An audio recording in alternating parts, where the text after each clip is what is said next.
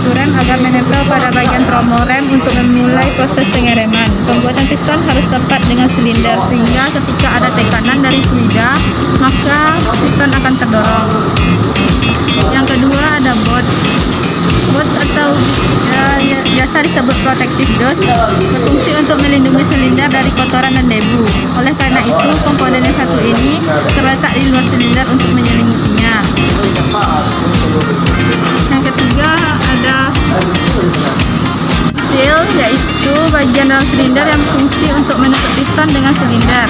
Baik piston maupun silinder harus berada dalam kondisi tertutup rapat untuk mencegah kebocoran cairan.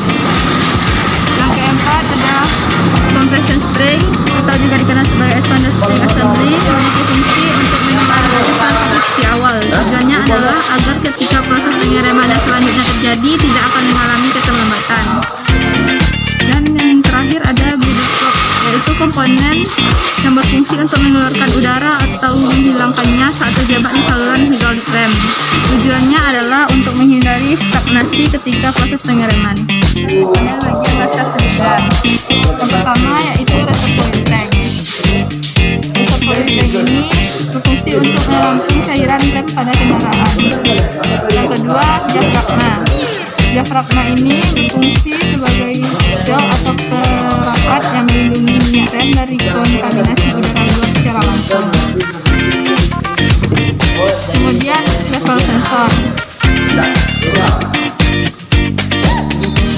Ini adalah level sensor, berfungsi untuk memberikan informasi berupa isyarat ketika volume minyak rem sedang habis.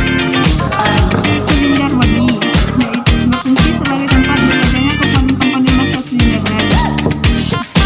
Selanjutnya primary piston atau piston satu, berfungsi mengkompresikan minyak rem di dalam massa silinder. Biasanya saluran menuju roda depan untuk sistem rem dengan pipa konvensional atau untuk kendaraan dengan tipe FR. Sedangkan untuk kendaraan tipe FF yang menggunakan saluran pipa diagonal untuk roda depan dan kanan dan roda belakang kiri. Selanjutnya yaitu secondary piston atau piston 2. Komponen ini berfungsi untuk mengkompresikan minyak rem di dalam massa silinder. Biasanya salurannya menuju roda belakang untuk sistem rem dengan pipa konvensional atau untuk kendaraan dengan tipe FR. Kendaraan tipe FF yang menggunakan saluran pipa diagonal untuk roda depan kiri dan roda belakang kanan. Selanjutnya, pegas pengembali atau return spring berfungsi untuk mengembalikan piston baik secondary piston maupun primary piston ke posisi semula pada saat pedal rem dilepas. Selanjutnya yaitu return port, berfungsi sebagai lubang katup pengembali minyak rem dari ruang tekanan ke tangki cadangan atau reservoir tank. Inlet port.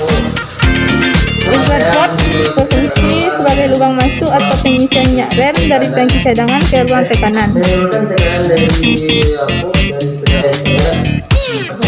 Dan yang terakhir yaitu outlet port, berfungsi sebagai lubang keluar minyak rem yang bertekanan menuju saluran sistem rem dan seterusnya ke silinder roda atau ke piston kaliper.